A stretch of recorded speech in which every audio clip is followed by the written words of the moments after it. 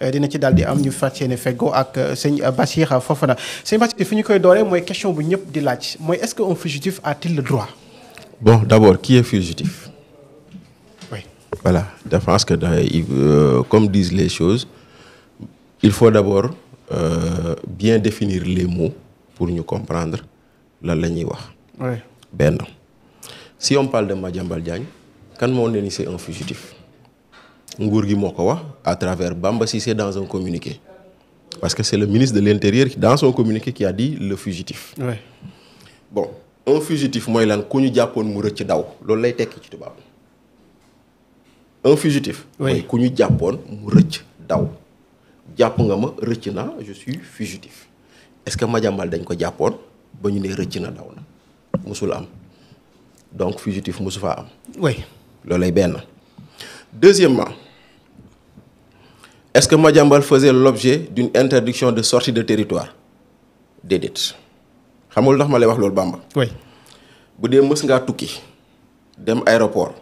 boo jëlee sa passeport joxe ko ñu dugal ko si machine de scan bi boo rombee rek mooy tu ne fais l'objet d'aucune interdiction. Si tu fais l'objet d'une interdiction doo romb.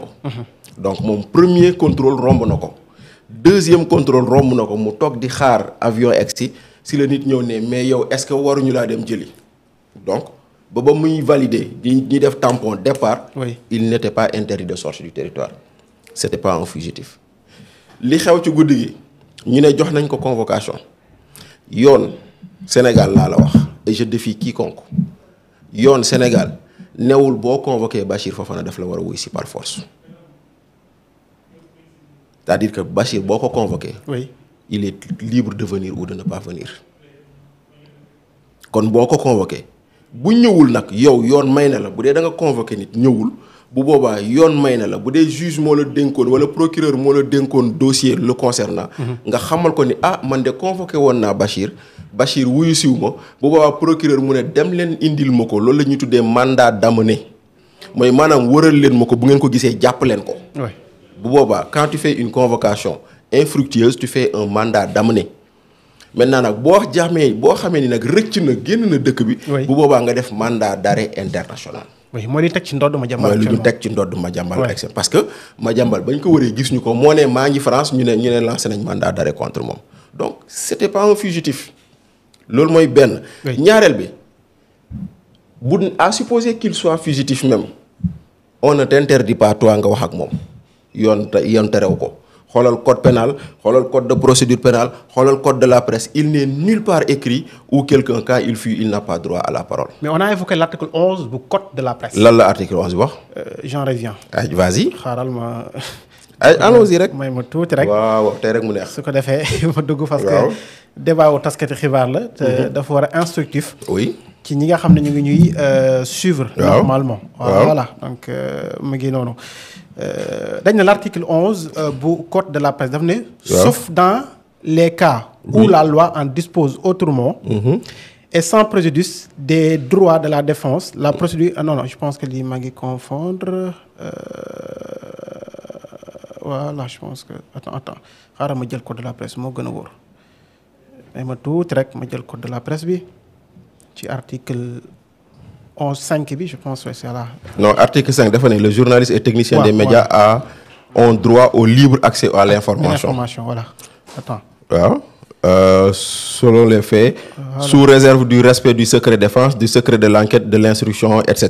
Oui. Boobu article 5 la. Oui. boo jëlee article 11 dafa ne le journaliste ou technicien de médias doivent collecter et traiter l'information en toute honnêteté, en toute impartialité, dans le respect du droit du public à l'information. Oui. moo tax may la ba lan la xaw ma ndax article boobu ngay wax wala beneen article. boobu laa yor je pense oui. Les journalistes Oui.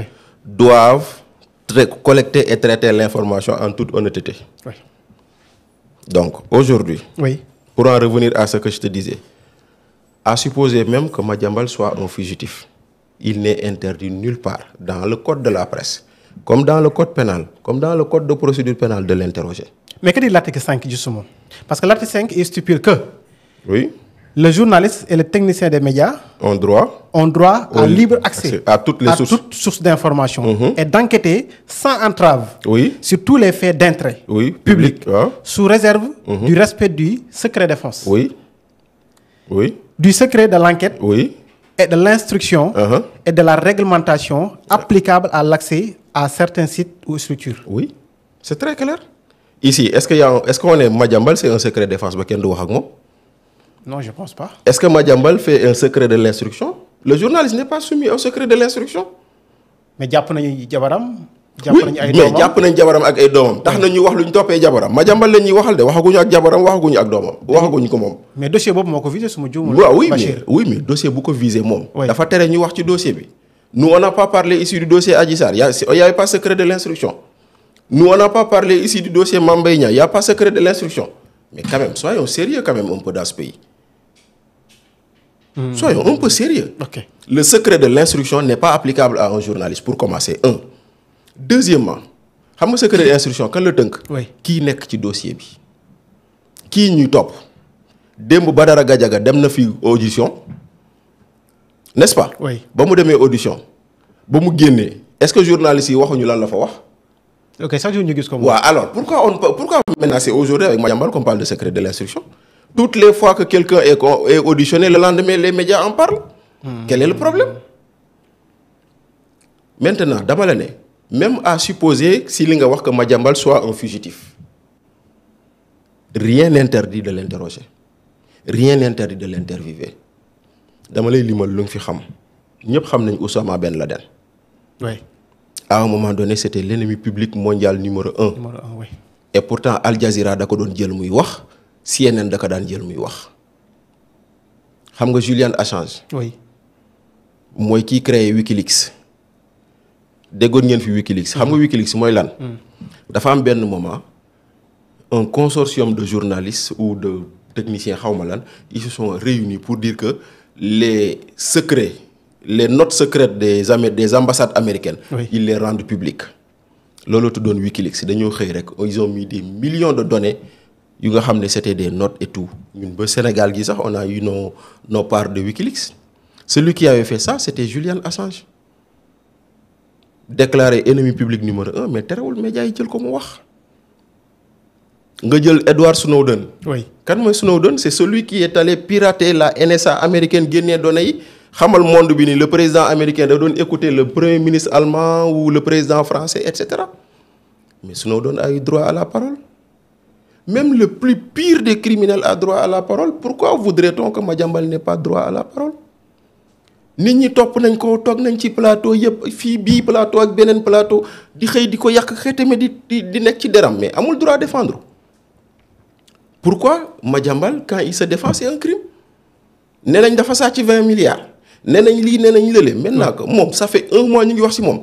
benn yoon bu mu bëgg a wax ñu bëgg ko tere ba ci jàpp ay journalistes di tëj. ba di jàpp direct di ko dagg ba di jàpp signal rajo di ko tëj. mais est-ce que aussi que justice soxla nga def sa ay matukaay génn réew mi dem bëgg a layal aussi est-ce que loolu it quelque part mooy.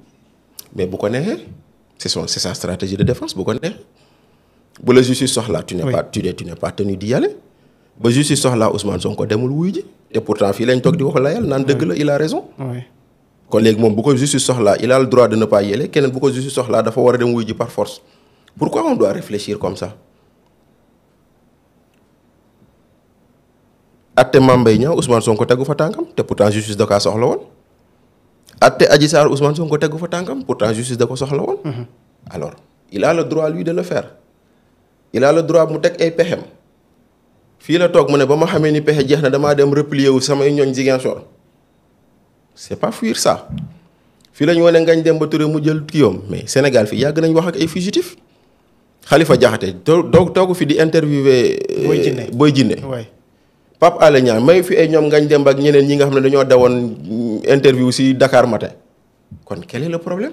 Pourquoi yële c'était bien et bii c'est pas bien? man bëgg naa bu ñuy wax ñu wax ci lépp mais duñ toog ba tey bëgg a ñaawal loo xam ne démb dañoo newoon lu baax la. On ne peut pas reprocher à un journaliste de faire son travail. Aujourd'hui le pouvoir dafa mel ni dafay mere Maïmouna Ndour Faye yow tey jii Feeling Dakar bu ngeen amoon Madiambal en direct en exclusivité da ngeen koy jël wala doo leen ko jël. nañu waxante dëgg rek. bu doon tey jii nii dafa bàyyi ñëpp ñëw wax ak yéen da ngeen koy jël. oui. parce que un journaliste cherche un scoop. Un scoop, ouais, l'exclusivité. Justement. Un journaliste cherche l'exclusivité. On ne peut pas reprocher à un journaliste d'avoir une exclusivité. Man, moo tax tey jii nii je pense que. On n'a pas le droit de faire ça. Surtout que dañoo nekk ci période boo xam ne Sénégal moo woote ndaje. ñun Sénégal ñoo woote ndaje woote CIMA salon international des médias d'Afrique. mu commencé lundi defe naa war a jeex jeudi. Au moment où tu appelles tout le monde. Tu appelles 23 pays africains ñu ñëw pour waxee média démocratie liberté d'expression teg ci ay forum teg ci ay panel teg ci ay discussion nga bëgg a ñëw di tëj rajo di tëj signal ndax lan benn nit bu ñu interview moo la tiital ça c'est extrêmement grave. da nga jàpp ne c'est une atteinte à la liberté de la presse. C'est plus qu'une atteinte, c'est un attentat contre la liberté de la presse. lii du atteinte de attentat contre la liberté de la presse parce que tey jii maag yow ñu ngi nii on est en train de faire du direct. oui. ñu xëy fii ñëw dugg fii ñu ne dagg leen direct bi c'est ça qu'ils ont fait hier à 7TV dañoo dem envahir les locaux dagg direct bi ñu ne deetawaay ñu embarqué Maïmouna Ndour Faye mu dem gendarmerie Ouakam avocat yi ñooy nettali ñu ne dañ kaa bëgg a gis ñu bañ ñu naan avocat bi yow dañuy xool ndax mandi woo balaa ngaa wax ak moom. oui maître Amadou Sall. mais attends ça c'est quel respect ça. bu màndi woon sax lu si yoon nit xanaa c'est pas son droit ñu bëgg naan non on va vous faire un alcotest balaa ngay wax ak kii bi mais quand même ñu ne déetawaay ñu toog ba loolu ñu dóor ko garde à vue ci lan lii yow déjà bu fekkente ne da nga ne violation secret de l'instruction yow est-ce que déglu nga interview yi pour xam lan la Madiambal wax ak lu waxul. C'est pas encore. mais non l'interview est disponible. waaye gis naa ko justement oui. voilà mais normalement dans un premier temps kay balaa ngaa xam ndax wax na toj-toj wala waxul toj-toj demal déglu ba pare. Est-ce qu'il fallait pas envoyer une mise en demeure. Pour qui? Affiche bi peut-être. Mais non, pourquoi envoyer une mise en demeure? Peut-être comme c'est-à-dire que Bamba bu ñu demoon ba war a interdire la diffusion de l'interview wala d'un contenu dans un média ñun dañoo am organe bu tudd CNRA moo ñu yilif. Oui. xam nga loolu moo lay wone les maladresses à n'en plus finir dans cette affaire boo demoon ba jàpp ni le contenu qui est en train d'être diffusé n'est pas bon mais da ngay wax CNRA defal sa liggéey arrêté ñi mais gendarmerie quand même tu amènes la gendarmerie pour bloquer une diffusion. Avec des matériels des gens armés comme si dañ doon dem jëli terroriste mais Madiambal n'est pas un terroriste même s'il était supposé terroriste sax il a droit à la parole même s'il était supposé terroriste il a droit à la parole. kon nag lii dafa ñaaw maintenant lii dafay teyloo xel ñii jàpp ni dossier bi c'est un dossier politique parce que dañ ko daan wax nit ñi di weddi. oui mais ñoom ñëw parce que moom wax na ko tey au niveau de la RFM peut-être dinañ ñëw yaata ci loolu mais tey dem ba yegg bay tëj ay signalu télévision quand même. est-ce que c'est pas grotesque. mais moo tax may la c'est un attentat contre la liberté de la presse contre la démocratie tu peux arrêter la diffusion alors que encore que ça c'est illégal mais aller jusqu'à couper un signal. oui. ndax la nit ki dafa interroger ni quand même c'est voilà quoi parce que gis nga sénégalais yi dégg nañ xam nañ gis nañ. boo leen waxul dégg nañ tey jii celui qui n'était pas intéressé par cette interview. Oui. va aller s'interroger pour dire lan la fa Madiambal war a wax lu ñu bañ ñu dégg ko. tout à l'heure je suis rentré sur la page là j'ai vu que en moins d'une heure plus de 10 000 personnes connectées nañ di ko seetaan. fii technologie toll. fii nga xam ne yow mën nga ne Australie wax sa mbond bi yëpp dégg ko yow nag mën ngaa tere nit wax ma jox la benn exclusivité tey 15h Madiambal sera sur TV5. Ah bon? Ah oui. À 15h aujourd'hui, il sera invité sur TV5. J'espère que dinañ dem couper signal et TV5. C'est pour dire que mu nit ki cuuraay buy saxaar kenn mënu koo tere mu saxaar mënoo tëj néeg bi ba cuuraay bi du génn te bu jógee TV5 mën na dem feneen tey jii nii tax na. lii nii une affaire boo xam ne elle aurait pu être banale. Elle aurait pu être banale. Elle devient une affaire au centre du monde. te boo deful ndànk lii ñu def nii Madiambal mën na tax le juge français mu ne kii kat njort naa ni bu demee Sénégal attem du leer kon du ma leen ko livrer. c'est-à-dire mu ne woon est-ce que Madiambal n'est pas tenté de réussir benn coup boo xam ne état bi mu ngi ko ci jàppale. Madiambal se bat sur 3 fronts bis bu ne ma wax ko. muy ban. Premier front bi.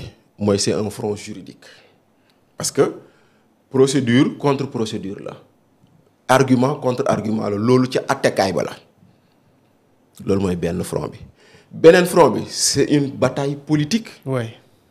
Madiambal nangu ngeen nit il est devenu homme politique ndaxte élection yi jàll dekkoon na ci liste. yaa ngi dégg. oui. ñetteel bi c'est une bataille médiatique ñett combat yi Madiambal mu ngi koy mëne te ñett combat yëpp benn finalité la am mooy ñett yëpp benn njeexital la am mooy moom nu mu seetalee boppam génnee njabootam si luñ nekk. oui te ne njabootam ñoo ko conseillé ah. non njabootam nee nañ ko bul ñëw. ñu ko doon toog fii naan ko yow lu tax nga daw bàyyi sa njaboot.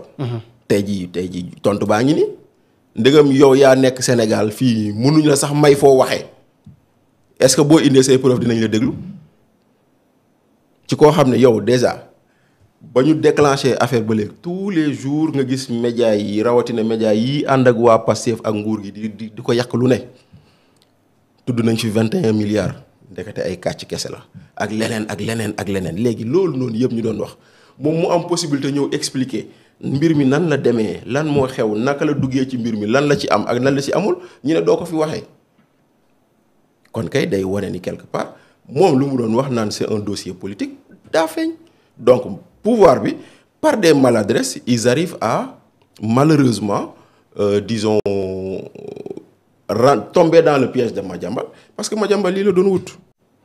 ok moom normalement devra être présenté tey ci procureur bu 11h jotee chef d'inculpation yi ba léegi xamaguñu exactement c'est quoi tu as des infos. non amuñu info mais par exemple normalement quand quelqu'un est en garde à vue. oui. on doit la notifier l'objet de la garde à vue. Oui. mais dañoo dégg rek mais na Maïmouna Ndour est placé en garde à vue sans ñu xam lan la benn te moom loolu lan la si yoonam lan la ci mën nee naa la journaliste bu mu ci mën doon man bu ma yàlla mayoon mu mën a wax ak tey Aliko Dangote damay daw ba fat bu ma yàlla mayoon mu mën a toog ak tey ak Donald Trump interviewé ko damay daw ba fat parce que journaliste scoop ak exclusivité la bëgg.